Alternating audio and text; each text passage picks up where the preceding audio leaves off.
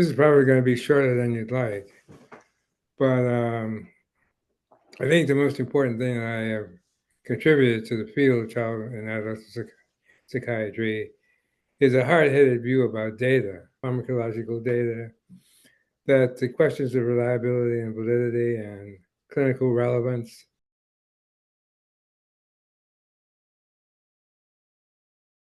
Well, let me say a few that, first of all, I'm a member of the American Academy of Arts and Sciences, which is a distinguished clinical, I mean, not clinical, it's a distinguished government indicator of success in the fields of all sciences and all arts. I'm a member of the National Academy of Science, the National Academy of Medicine.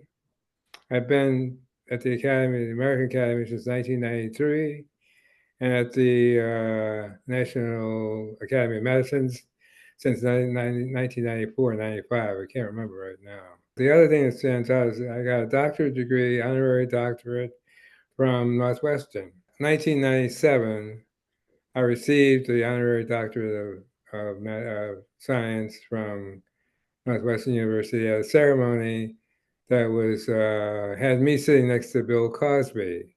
His speech to his son. I'd like to name a couple of my mentors. Mentors played a very important role in my career. They were some people you've already heard of. You've heard from me, Stella Chess, Leon Eisenberg, Chester Pierce, Michael Rutter, Philip Graham, Lee Robbins at Washington University, Sam Guzet at Washington University. And why this is important for me to single out is that the timing of the mentorship was very important. If I hadn't had it at certain points in my career, like when I wrote my first grant to NIMH and was rejected, I would have given up. If it hadn't been for a mentor who said, no, this is a tough world. You got to take that grant and take that criticism and rewrite and reintegrate your ideas. And I'll help you. I'll read your writing. I'll be available to discuss it with you. But this has really got to be your own work. So here's somebody who I went to because I thought they were authority in the field telling me that I got to do my own work. I got to do my own thinking.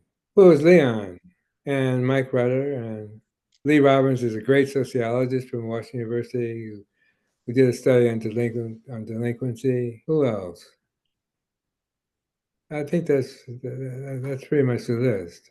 One obstacle is not feeling that you can be successful with doing things on your own completely.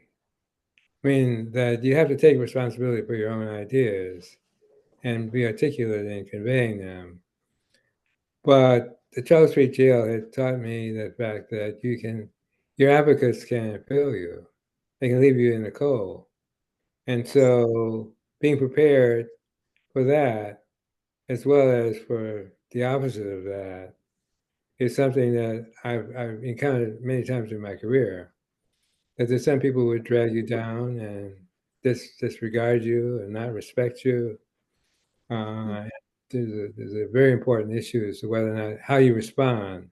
Do you give up? Do you say that I don't have enough money to reapply to this grant? Do you borrow money, which puts you further in debt, and you can't allow your debt to get out of hand because you have a family?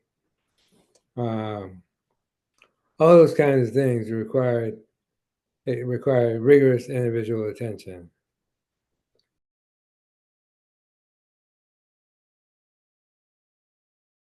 Psychiatry as a field was in a very transient situation in 1967, 68, 69.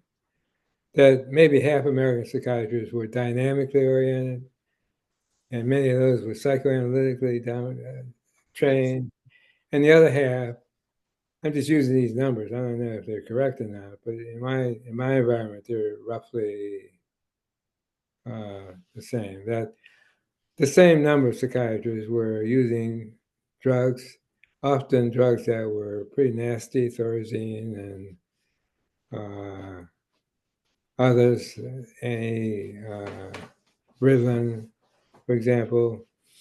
And my concern was how to use the fragility of psychiatry. So as when I did research on